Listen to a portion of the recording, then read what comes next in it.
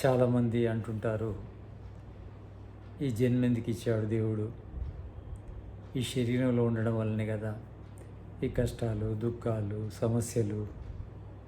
అసలు శరీరమే ఇవ్వకుంటే బాగుండు కదా. ప్రళయం నుంచి దేవుడు మనకు ఈ శరీరాన్ని ఎందుకు ఇచ్చాడు? ప్రళయంలో ఏ విధంగానైతే సుషుప్తిలో అవస్థలో ఉన్నామో అదేవిధంగా ఉంటే అయిపోతుంది కదా. సుషుప్తి లోపల సుఖం తెలియదు, బాధ తెలియదు. ఈ జన్మెత్తడం వల్ల బాధలు అయితే తెలుస్తున్నాయి. కష్టపడే వాళ్ళు ఈ మాట అంటుంటారు. ఎందుకంటే జీవితం లోపల ఎక్కువ సుఖం ఉన్న వాళ్ళు ఈ మాట అన్నారు. జీవితం, శరీరం, జన్మ ఉంటేనే మంచిది అంటారు. కానీ ఎవరైతే కష్టాలు అనుభవిస్తుంటారో వాళ్ళు ఏ పని చేసినా సక్సెస్ గారో, అనుకున్న ఫలం లభించదో వాళ్ళకి ఈ భావన బాగుంటుంది. అసలు జన్మే రాకుంటే బాగుండు కదా ఇవన్నీ ఏంటి సమస్యలని. కానీ ప్రతి వ్యక్తి కూడా ఎంత దుఃఖాన్ని అనుభవించినా 100% దుఃఖాన్ని అనుభవించాడు, సుఖాన్ని కూడా అనుభవిస్తాడు. ఎంత దుఃఖంలో ఉన్న వ్యక్తి కూడా బ్రతకాలనే కోరుకుంటాడు. కారణం సుఖం ఉంది, కాకుంటే కష్టాలు కూడా ఉన్నాయి. మరి కష్టాలకు కారణము జన్మే, నిజమే, అది కూడా నిజమే. జన్మ వల్లనే మనకు దుఃఖాలు. న్యాయదర్శనం కూడా చెప్తుంది, దుఃఖానికి కారణం జన్మ, జన్మకు కారణం కర్మ, కర్మకు కారణం వాసన, వాసన కారణం అవిద్య. అంటే జ్ఞానం లేకపోవడం వల్ల వాసనయుక్తమైన కర్మలు చేయడం ద్వారా ఈ జన్మ వచ్చింది. ఈ జన్మ దుఃఖానికి కారణం.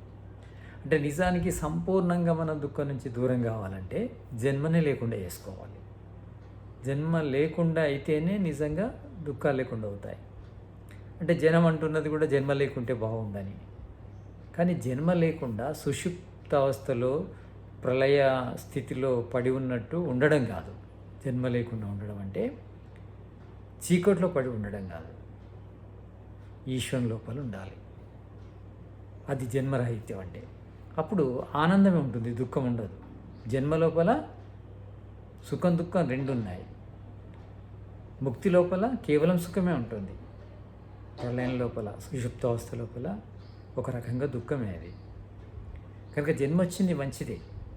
ఈ జన్మలో మనము జ్ఞానాన్ని తెలుసుకొని నిష్కామ కర్మలు చేస్తూ ముక్తిని పొంది పరాంతకాలం అంటే 36,000 సార్లు సృష్టి ప్రళయాలు జరిగేంత సమయము ఈశ్వరుని లోపల కేవలం ఆనందాన్ని అనుభవించవచ్చు. దుఃఖం అనేది ఉండనే ఉండదు. అలాంటి స్థితి కోసమే వేదం ఉంది. వేదం ఏం చెప్తుందంటే పుణ్యకర్మలు చేసి ఈ శరీరంతో సుఖపడు, తర్వాత శరీరాన్ని వదిలిన తర్వాత ఆ ఈశ్వరుని పొంది ముక్తి మోక్షానందాన్ని అనుభవించు అని. 36,000 పర్యాయాలు అంటే ఒక సృష్టి ప్రళయము అంటే 432 కోట్ల సంవత్సరాలు సృష్టి ఉంటుంది, 432 కోట్ల సంవత్సరాలు ప్రళయం ఉంటుంది. అంటే సృష్టి ప్రళయం యొక్క మొత్తము 864 కోట్ల సంవత్సరాలు ఇది సృష్టి ప్రళయానికి పట్టు సమయం. ఇట్లాంటి 36,000 సార్లు జరిగేంత సమయము ఈ జీవాత్మకు జన్మ ఉండదు, దుఃఖం ఉండదు. మరి ఆ స్థితిని పొందాలి. ఆ స్థితిని పొందడం కోసం దేవుడు వేదజ్ఞానాన్ని ఇచ్చాడు. వేదజ్ఞానం ద్వారా ఆ స్థితిని పొంది మనము ఎప్పటికీ ఆనందంగా ఉండొచ్చు. మరి 36,000 సార్ల సృష్టి ప్రళయాల సమయం అయిపోయిన తర్వాత మళ్ళీ దేవుడు జన్మని ఇస్తాడు కదా. అవును, ఇస్తాడు. ఇచ్చి ఎందుకు ఇస్తాడు అంటే 36,000 సార్లు అనేది ఆ ముక్తి యొక్క సమయం. ఆ సమయం కాగానే, ఎందుకంటే జీవుడు పరిమిత శక్తి గలవాడు కనుక పరిమితమైన కర్మనే ఉంటుంది, దానికి పరిమితమైన ఫలమే ఉంటుంది. మోక్ష సాధన ద్వారా ఆత్మను పరమాత్మను ఎరిగిన వ్యక్తి అంత సమయము ఆనందాన్ని అనుభవించవచ్చు. తర్వాత మళ్ళీ రిటర్న్ రావాల్సిందే. ఎందుకు రిటర్న్ రావాలి? రిటర్న్ రాకుంటే అదేముంది? ముక్తి అంటే అదొక ప్రళయంలాగా నాశనంలాగానే ఉంటుంది. ముక్తి అంటే నాశనం కాదు. 36,000 అంటే తక్కువ సమయం కాదు. 36 36,864 కోట్లు ఇంటూ 36,000 మనము గుణిస్తే తెలుస్తుంది ఇన్ని సంవత్సరాలు మనము ముక్తిలో ఉంటాము. తర్వాత వస్తాము. వచ్చిన తర్వాత ఇక్కడ దుఃఖాన్ని అనుభవించడానికి రాలేదు. మళ్ళీ అంటే సాధారణమైన మానవ జన్మ లభిస్తుంది ముక్తి నుంచి వచ్చే జీవుడికి. సాధారణమైన మానవ జన్మ లభిస్తుంది. ఆ మానవ జన్మ లోపల ఇక్కడ వ్యవస్థ బాగుంది, మళ్ళీ వచ్చాడు, మంచి కుటుంబంలో పుట్టాడు, వేదాధ్యయనం చేశాడు, మళ్ళీ అతనికి జ్ఞానం లభించింది, వైరాగ్యం పొందాడు. అదే జన్మ లోపల మళ్ళీ మోక్షానికి వెళ్ళిపోవచ్చు. అంటే 36 సంవత్సరాలు భూమి మీద ఉండి మళ్ళీ 36,000 సార్లు సృష్టి ప్రళయాలంత సమయం మోక్ష సుఖాన్ని అనుభవించవచ్చు. అవకాశం ఉంది. కానీ జీవుడు ఇక్కడికి వచ్చిన తర్వాత మళ్ళీ రాగద్వేషాలతోని కర్మలు చేస్తూ బంధాల్లో చిక్కుకొని మానవ జన్మ కాకుండా రకరకాల జన్మలు ఎత్తి ఎక్కడికో వెళ్ళిపోయి వైరాగ్యం కలిగిన రోజు ఈ మానవ జన్మ లోపల మోక్షాన్ని పొందుతాడు. అయినా మనం పోల్చుకుంటే మనము అంటే అనంతకాలం లోపల ప్రతి జీవి కూడా అనంత పర్యాయాలు ముక్తిని పొంది ఉంది.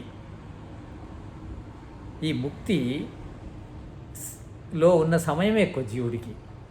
ఎందుకంటే మనం జన్మల లోపల సంవత్సరాల తరబడే ఉంటాం, కానీ ముక్తి లోపల పరాంతకాలం ఉంటాం. కనుక ముక్తి సుఖాన్నే జీవుడు ఎక్కువ అనుభవించున్నాడు.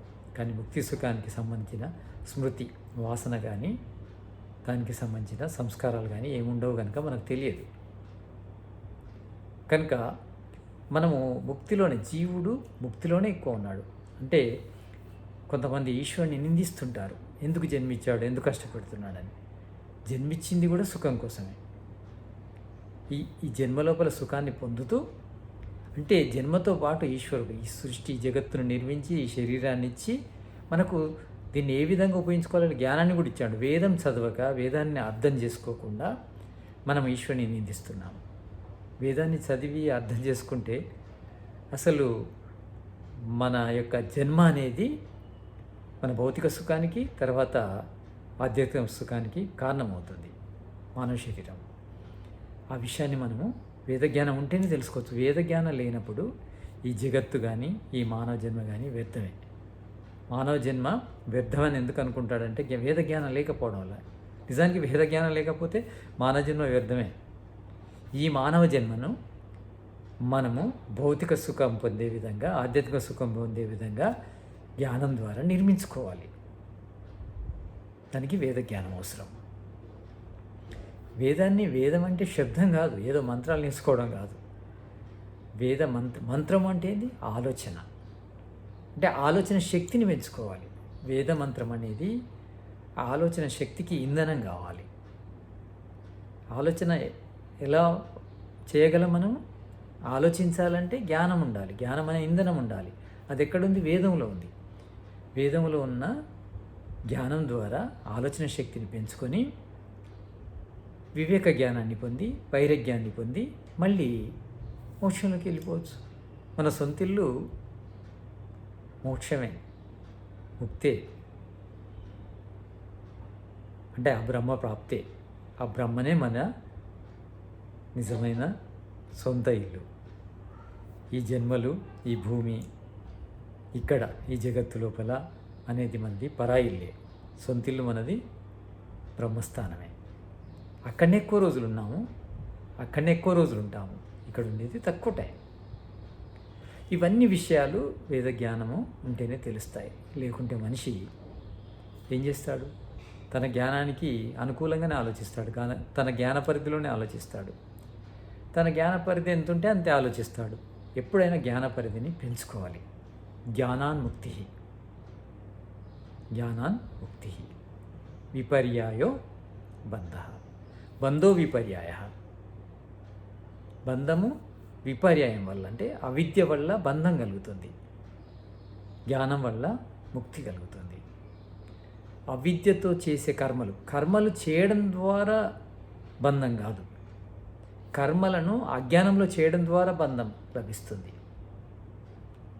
కర్మలను అజ్ఞానంతో చేస్తే బంధం లభిస్తుంది. కర్మల వల్ల కాదు బంధం, అజ్ఞానంతో కూడిన కర్మల వల్ల బంధం. అంటే అవిద్యతో కూడిన కర్మలు బంధానికి కారణమవుతాయి. అంటే మనం అవిద్యను దూరం చేసుకోవాలి. అవిద్యను దూరం చేసుకోవాలంటే జ్ఞానాన్ముక్తి. అవిద్య దూరం అయితే ముక్తి లభిస్తుంది. అవిద్యలో దూరం అవుతుంది, జ్ఞానంతో దూరం అవుతుంది. జ్ఞానాన్ని సంపాదిస్తే మనము జ్ఞానయుక్తమైన కర్మలు చేస్తాము. జ్ఞానయుక్తమైన కర్మలు భౌతిక సుఖాన్ని ఇస్తాయి, ఆధ్యాత్మిక సుఖాన్ని ఇస్తాయి. కనుక జ్ఞానయుక్తమైన కర్మలు చేయాలంటే మన జ్ఞానం కావాలి. జ్ఞానం అంటే సత్య జ్ఞానం. అది వేదంలో ఉంది. వేదము అపౌరుషేయం అంటారు. అంటే పురుషుని ద్వారా నిర్మించింది కాదు. అపౌరుషేయం అంటే పురుషుని ద్వారా, పురుషుడు అంటే జీవుడి ద్వారా నిర్మించింది కాదు. మరి ఎలా వచ్చింది? మొదలు సృష్టి ప్రారంభం లోపల ఈశ్వరుడు పోయిన సృష్టి లోపల ఎవరి కర్మాశయము పవిత్రంగా ఉందో అలాంటి పవిత్రంగా ఉన్న కర్మాశయాల్లో ఒక ర్యాంకింగ్ తీస్తాడు. 1, 2, 3, 4 ర్యాంకులు తీసి 4 వేదాలను ఫస్ట్ ర్యాంక్ వచ్చిన వాళ్ళకు ఋగ్వేదం అంటే పవిత్రతలో ఫస్ట్ ర్యాంక్ వచ్చిన ఆత్మలకు వాళ్ళు మానవులై పుడతారు. ఆ మానవ శరీరంలో ఉన్న ఆత్మకి మొదలు ర్యాంక్ పొందిన ఋషికి ఋగ్వేదము, రెండవ ఋషికి యజుర్వేదము, సామవేదం, అథర్వవేదం అట్లా ప్రకటిస్తాడు వాళ్ళ హృదయాలందు. వాళ్ళు మిగతా మనుషులకు బోధిస్తారు. అంటే సృష్టి ప్రారంభంలోనే వేదం అనేది పవిత్రమైన ఆత్మలయందు ప్రకటిస్తాడు ఈశ్వరుడు. అంటే వాళ్ళ యొక్క సొంత భావన కాదు వేదం అంటే, ఈశ్వరుని యొక్క జ్ఞానం. అది ఈశ్వరుని జ్ఞానం ఎట్లుంటుంది? సర్వజ్ఞత కలిగి ఉంటుంది, సర్వజ్ఞత కలిగి ఉంటుంది, సర్వ మానవులకు అనుసరణీయంగా ఉంటుంది. వేదం యొక్క ఉద్దేశం ఏంటిది? వేదాన్ని ఎందుకు ప్రకటించాడు ఈశ్వరుడు? ఈ జగత్తును ఎందుకు నిర్మించాడు? ఋతంచ సత్యంచ విద్యా తపసో అత్యజాత. ఋతంచ ఋగ్వేదము, యజుర్వేదము, సామ, అథర్వవేదాలను ఎందుకు ప్రకటించాడు? సత్యంచ సత్వరజోతమో గుణాలు గల ఈ కనిపించే జగత్తును ఎందుకు నిర్మించాడు? లోకవత్ క్రీడా కైవల్యం అని ఒక సూత్రం వస్తుంది. అంటే అతడు ఈ జీవాత్మలను, ఈ జీవులను కైవల్య ప్రాప్తి కోసము ఈ జగత్తును నిర్మించాడు. అంటే కైవల్యం ఇవ్వడం కోసం. తర్వాత ఈ వేదాన్ని ప్రకటించాడు. పవిత్రమైన ఆత్మలయందు 4 వేదాలు, నలుగురి యందు 4 వేదాలు ప్రకటించబడ్డాయి. ఋగ్వేదము అగ్ని ఋషి యందు ఋగ్వేదం, వాయుయందు యజుర్వేదము, వాయువు ఋషి యందు, ఆదిత్య సామవేదము, అంగిరస అనే ఋషి యందు అథర్వవేదము. ఋగ్వేదము, యజుర్వేదము, సామవేదము, అథర్వణవేదము ప్రకటించబడ్డాయి 4 ఋషుల యందు. పవిత్రమైన ఆత్మలందు ఈశ్వరుడు ప్రకటించాడు. కనుక ఇవి అపౌరుషేయాలు, పరమ ప్రమాణాలు. దీనికి ఇంకో ప్రమాణం అవసరం లేదు. వేదాన్ని కరెక్ట్ చేయడం కోసం ఇది ఎట్లా కరెక్ట్ అంటే ఇంకో పుస్తకంలోని ఆధారాన్ని చూపెట్టి చెప్పవలసిన పరమ ప్రమాణం, దానికి అదే ప్రమాణం. అంటే పూర్తి సత్యవంతమైంది వేదము, పూర్తి సత్యవంతమైంది. వేదము ధర్మాన్ని బోధిస్తుంది, వేదము అర్థాన్ని ఎట్లా సంపాదించుకోవడాన్ని బోధిస్తుంది, వేదము ఏ విధంగా భౌతిక సుఖాలను అనుభవించాలని చెప్తుంది. అదే వేదం లోపల ఆధ్యాత్మిక సుఖాన్ని ఎలా పొందాలనేది కూడా ఉంది. ధర్మము, అర్థము, కామము, మోక్షము 4 జ్ఞానాలు వేదంలో ఉన్నాయి. అంటే వేదాలు చదివి ఎంతోమంది ఋషులు వాటికి వ్యాఖ్యానాలు రాశారు. సరళంగా సాధారణ మానవులకు అర్థమయ్యే విధంగా. వాటిని స్మృతి గ్రంథాలు అంటారు. వేదాలను శృతులు అంటారు, వీటిని స్మృతులు అంటారు.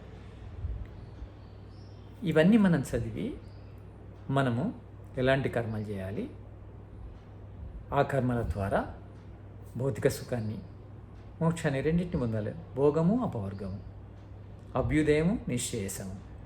అంటే ఈశ్వరుడు వేదం ద్వారా రెండింటిని బోధిస్తున్నాడు.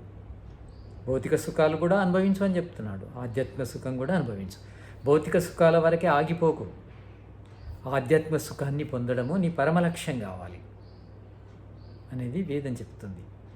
కనుక మనము వేద జ్ఞానాన్ని పొందాలి. ఈశ్వరుడు ఈ జగత్తును నిర్మించింది కానీ, ఈ శరీరాన్ని మనకిచ్చింది కానీ, ఈ వేదాలను ప్రకటించింది కానీ మనము సదా ఆనందంగా ఉండడం కోసమే, ఆ సచ్చిదానంద స్వరూపుణ్ణి పొందడం కోసమే. సచ్చిదానంద స్వరూపుణ్ణి పొందడం ద్వారా మనం సదా ఆనందంగా ఉంటాం. ఆ సచ్చిదానంద స్వరూపుని యొక్క ఆజ్ఞను, అభిప్రాయాన్ని మనం అర్థం చేసుకుంటే సదా ఆనందంగానే ఉంటాం. ఇవన్నీ చెప్పాలి, కానీ మనుషులు ఏం చేస్తున్నారు? శబ్దం దగ్గరనే ఆగిపోయారు. వేదం అంటే ఒక శబ్దంలా అయిపోయింది. వేదాన్ని ఎలా ఉచ్చరించాలి అనే కాడే ఆగిపోతున్నారు. వేదాన్ని ఉచ్చరించడం అనేది అవసరం. ఉచ్చరణ ఏం చేస్తుంది? ఉనికిని తెలియజేస్తుంది. ఇది ఏ వేదంలోని మంత్రము. ఉచ్చరించడం వల్ల కూడా కొంత అర్థము ప్రకటితమవుతుంటుంది. తర్వాత వ్యాకరణ శాస్త్రం ఏం చేస్తుంది? ఈ వేదములో ఉన్న శబ్దాలను, వాటి యొక్క నిర్మాణం ఏంటిది, ఆ శబ్దాల ద్వారా వచ్చే అర్థం ఏంటిది. వేదములో ఉన్న శబ్దాలన్నింటినీ వైదిక శబ్దాలు లేదా యౌగిక శబ్దాలు అంటారు. అంటే శబ్దము ఇట్ సెల్ఫ్ మీనింగ్ ఉంటుంది. శబ్దం లోపలనే మీనింగ్ ఉంటుంది.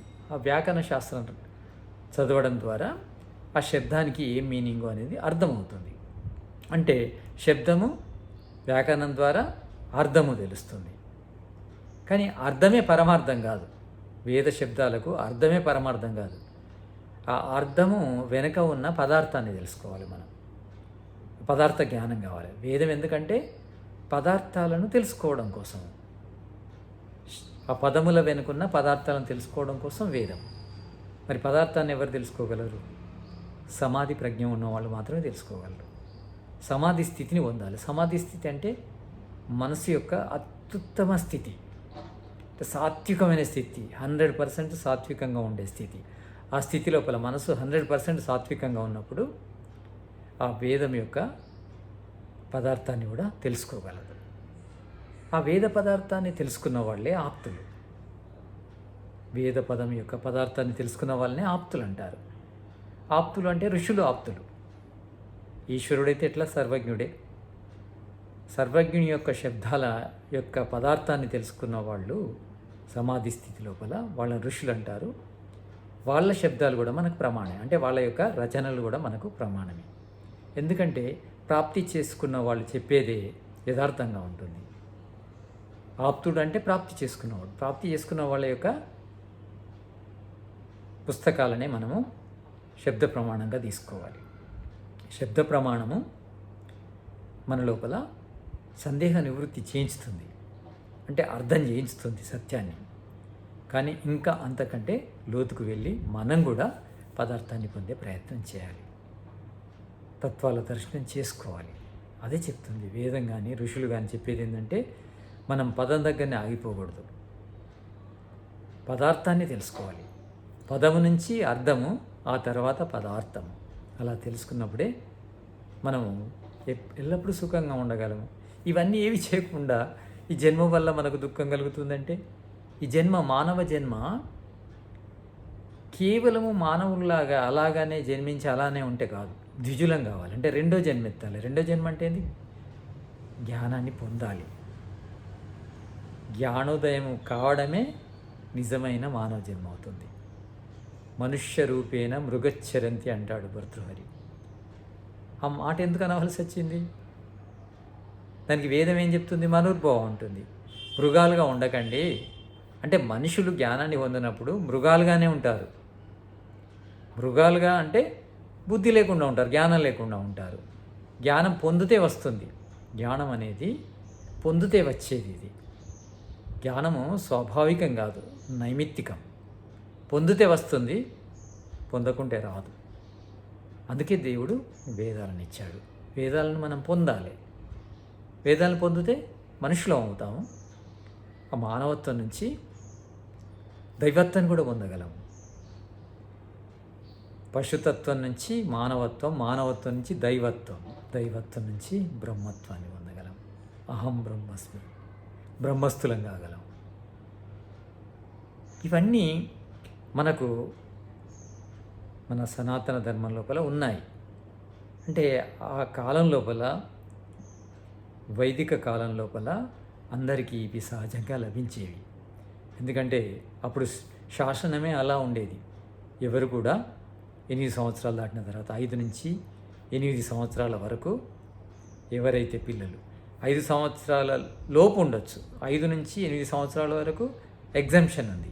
కానీ 8 సంవత్సరాల తర్వాత ఎవరు కూడా తమ పిల్లల్ని ఇంట్లో ఉంచుకుంటే శిక్షార్హులయ్యేది. అందరినీ గురుకులం పంపాలి విధిగా. నిబంధ విద్య ఉండేది, రెసిడెన్షియల్ ఎడ్యుకేషన్. అలా వెళ్ళిన వాళ్ళకి ఈ జ్ఞానమంతా లభించేది. అందులో అందరికీ సమానమైన సామర్థ్యం ఉండేది ఏం కాదు. కొంతమంది ఎక్కువ సామర్థ్యం ఉన్నవాళ్ళు, ఎక్కువ జ్ఞానాన్ని పొందిన వాళ్ళు బ్రాహ్మణ వర్ణాన్ని స్వీకరించేది. ఇక అంతకంటే కొంచెం తక్కువ జ్ఞానం పొందిన వాళ్ళు క్షత్రియ వర్ణాన్ని స్వీకరించేది. అంతకంటే తక్కువ జ్ఞానం పొందిన వాళ్ళు వైశ్యవర్ణాన్ని స్వీకరించేది. అంతకంటే తక్కువ జ్ఞానం పొందిన వాళ్ళు శూద్రవర్ణాన్ని స్వీకరించేది. అంటే ఈ వర్ణం లోపల రకరకాల వృత్తులు ఉన్నాయి, రకరకాల ఉద్యోగాలు ఉన్నాయి. వర్ణము అంటే ఒక కేటగిరీ, అంటే మెదడుతో పనిచేసే వర్ణము బ్రాహ్మణ వర్ణము. ధైర్యంతో బలంతో పనిచేసే వర్ణము క్షత్రియ వర్ణము. ఇక వ్యాపారంతో వ్యవసాయంతో పనిచేసే వర్ణము వైశ్యవర్ణము. ఇక సేవల ద్వారా, రకరకాల పనుల ద్వారా ఈ 3 వర్ణాలకు ప్రజలందరికీ సేవలు చేసే వర్ణము శూద్రవర్ణము. ఇవన్నీ వాళ్ళ యొక్క మానసిక స్థితిని బట్టి, మేధస్సును బట్టి గురువులు వాళ్ళకు ఆ కేటగిరీ ఇచ్చేది. ఆ విధంగా వర్ణ వ్యవస్థ ఉండేది. ఆ వర్ణ వ్యవస్థ ఉన్న వాళ్ళంతా బ్రాహ్మణ వర్ణం వాళ్ళంతా జ్ఞాన ప్రచారంలో ఉండేది. క్షత్రియ వర్ణం వాళ్ళంతా చక్కగా అందరినీ న్యాయంగా రక్షించేది. ఇక వైశ్యవర్ణం ఉన్న వాళ్ళంతా మంచిగా వ్యవసాయం చేసేది, అంటే ప్రొడక్షన్ పెంచేది, అంటే ఆహారం కానీ అవసరానికి సుఖ సాధనాల యొక్క ఉత్పత్తి కానీ చేసేది, వాటిని అందరికీ పంచేది, అంటే అందరికీ అందించేది.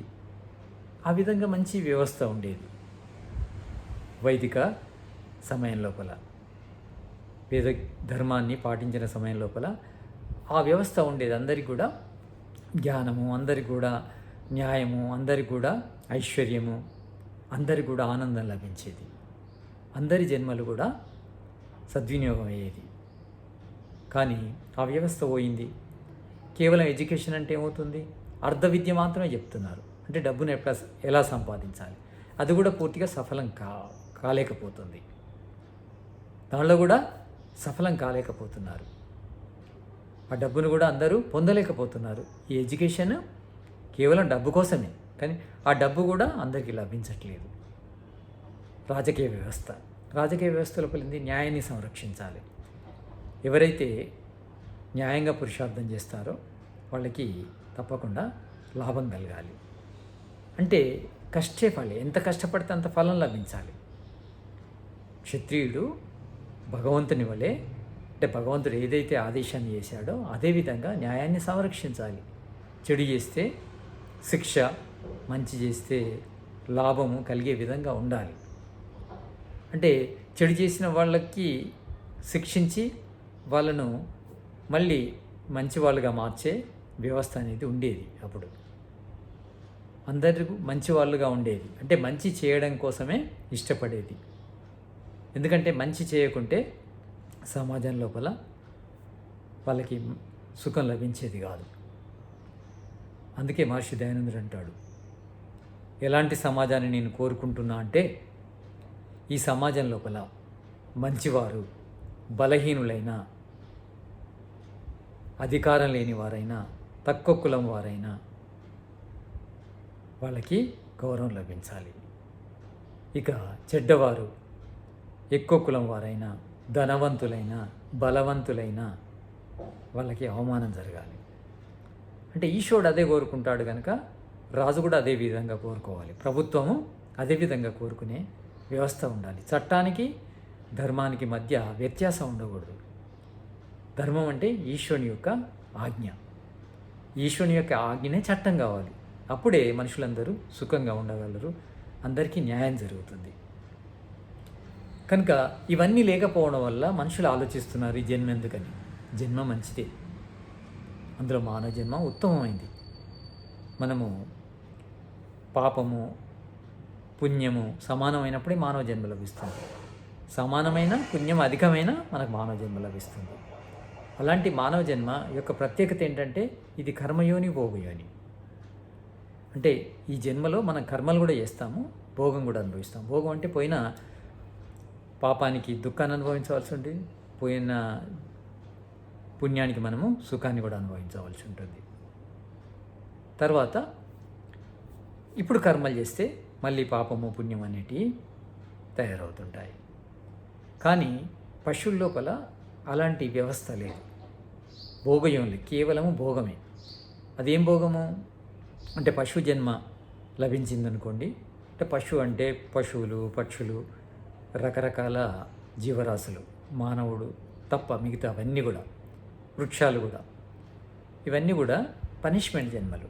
అంటే ఆ జన్మ దేవుడు ఎందుకు ఇచ్చాడంటే మానవ జన్మ లోపల పాపం చేసుకోవడం ద్వారా ఆ పాపము పుణ్యం కంటే అధికం కావడం వల్ల మళ్ళీ ఆ పాపాన్ని పుణ్యానికి సమానం చేసుకునే విధంగా అలాంటి భోగయోనుల జన్మ లభించింది. వాటిలో మళ్ళీ పాపము తగ్గిపోగానే పుణ్యానికి సరి సమానం కాగానే మళ్ళీ మానవ జన్మ లభిస్తుంది. ఆ మానవ జన్మ లోపల మనము వేద జ్ఞానాన్ని పొంది, అంటే జ్ఞానాన్ని పొందాలి. మనం జ్ఞానం పొందినప్పుడే మానవ జన్మకును ఆ భోగయోనులకు అంటే పశు జన్మకు తేడా ఉంటుంది, లేకుంటే కొంచెం తేడా అంతే. కానీ మనం జ్ఞానం పొందినప్పుడు వాటికి మనకు ఆస్మాన్ ఫరక్ ఉంటుంది. కనుక మనము జ్ఞానాన్ని పొందాలి.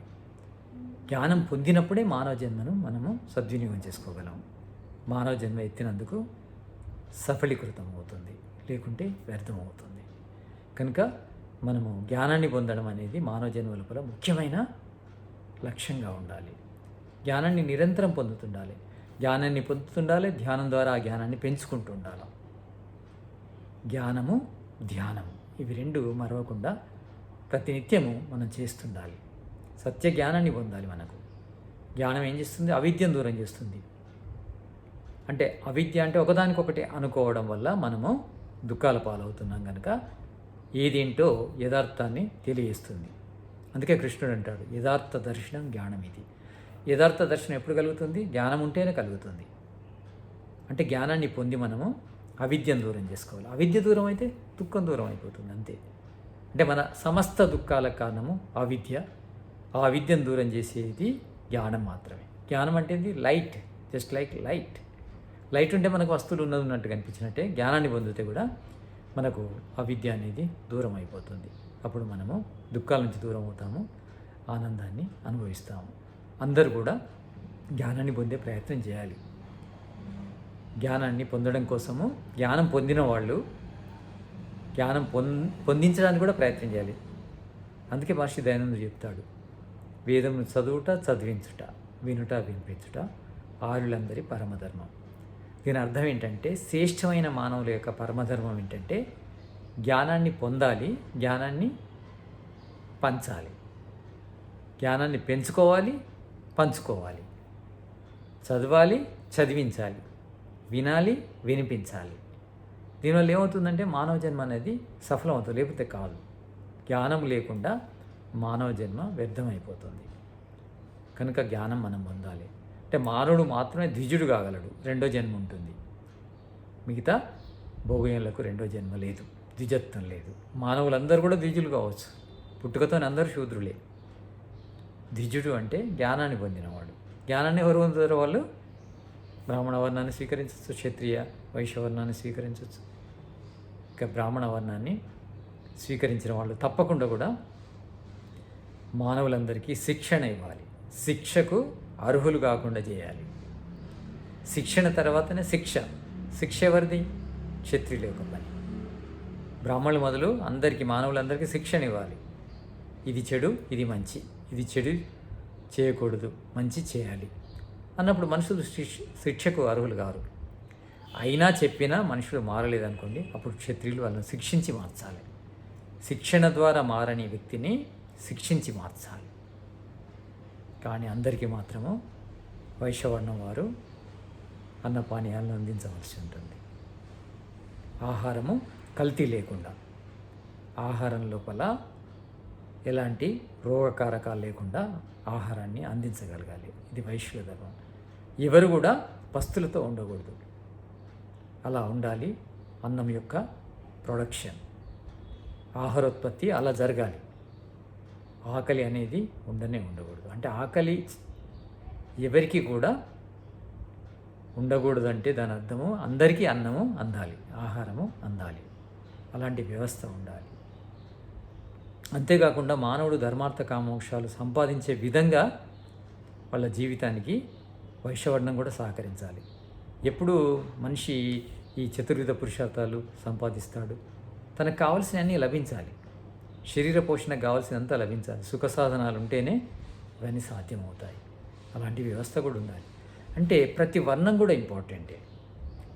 బ్రాహ్మణ వర్ణం ఇంపార్టెంటే, క్షత్రియ వర్ణం ఇంపార్టెంటే, వైశ్య వర్ణం ఇంపార్టెంటే, శూద్ర వర్ణం ఇంపార్టెంట్. అందరూ వారి వారి ధర్మాలను పాటించినప్పుడే అందరికీ పరస్పర సహకారం లభిస్తుంది. అందరూ కూడా ధర్మార్థ కామోక్షాలను పొందగలరు. అదే ఈశ్వరుడి యొక్క ఆకాంక్ష. మనము ఈశ్వరుని పొందాలనుకున్న వాళ్ళము ఈశ్వరుని యొక్క కార్యాన్ని మనం చేయాలి. ఈశ్వరుడు ఏం ఆలోచిస్తుండో అది చేయాలి మనం. ఈశ్వరుడు పుడతాడా, ఈశ్వరుడు చస్తాడా, ఇవన్నీ కూడా జరుగుతుంటాయి. ఈ పుట్టినవారు ఈశ్వరుడు కాలేరు. అదేవిధంగా చచ్చిన వారిని కూడా దేవతలను చేసి పూజిస్తుంటారు. ఈ చచ్చినవారు పుట్టినవారు జీవులే. జీవులకే చావు పుట్టుక ఉంది. చావు అంటే శరీరాన్ని వదిలిపెట్టడం, పుట్టుక అంటే శరీరంలో ప్రవేశించడం. శరీరంలో ప్రవేశించే వారికి చావు పుట్టుకలు ఉంటాయి. శరీరంలో ప్రవేశించేవాడు ఈశ్వరుడు కాడు. శరీరంలో ప్రవేశించాలంటే శరీరాన్ని ఎవరు తయారు చేశారు? సృష్టికర్త. లేక శరీరం ఎలా తయారవుతుంది? ఈ శరీరం ఎక్కడి నుంచి వచ్చింది? పంచభూతాల నుంచి. పంచభూతాలను ఎవరు నిర్మించాలి? సృష్టికర్త నిర్మించాలి. మరి అతడు ఈ శరీరంలో ఉండవలసిన అవసరం ఏంది? అతడు సర్వవ్యాపకుడు. సర్వవ్యాపకుడు చిన్న శరీరంలో ఎలా ఉంటాడు? ఉండడు, అంతటా ఉంటాడు. సర్వాంతర్యాన్ని. ఈశ్వరుడు సర్వజ్ఞుడు, సర్వశక్తిమంతుడు, న్యాయకారి. ఈశ్వరుని యొక్క గొప్పతనం ఏంది? న్యాయం. ఈశ్వరుడు అంతటా ఉన్నాడు, మనలో కూడా ఉన్నాడు. అందరిచే కామించబడువాడే. అందరూ ఈశ్వరుని ఇష్టపడతారు. కానీ ఈశ్వరుడు ఎవరిని ఇష్టపడతాడు? న్యాయంగా ఉన్న వాళ్ళని ఇష్టపడతాడు. కానీ దయాలువే ఈశ్వరుడు. కానీ ఎవరి మీద దయ ఉంటుంది? న్యాయంగా ఉన్న వాళ్ళ మీదే దయ ఉంటుంది. కనుక మనము ఏది న్యాయమో తెలుసుకోవాలి, ఏది అన్యాయమో తెలుసుకోవాలి. అందుకు మనకు జ్ఞానం కావాలి. మనుషులందరూ జ్ఞానవంతులైనప్పుడు ఈ ప్రపంచంలో ఇన్ని సమస్యలు ఉండవు. జ్ఞానం లేకపోవడం వల్లనే అన్యాయం, జ్ఞానం లేకపోవడం వల్లనే అభావం. అభావం అంటే దరిద్రం. జ్ఞానం లేకపోవడం వల్లనే అనారోగ్యం.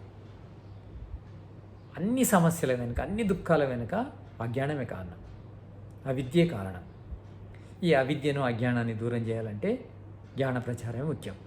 అందరూ కూడా జ్ఞానాన్ని అర్జిస్తుండాలి, ధ్యానం చేస్తుండాలి, జ్ఞాన ప్రచారాన్ని కూడా చేస్తూ ప్రపంచంలో అందరినీ కూడా జ్ఞానవంతం చేయాలి. అలాంటి లక్ష్యాన్ని మనమందరం పొందాలి. ఓం.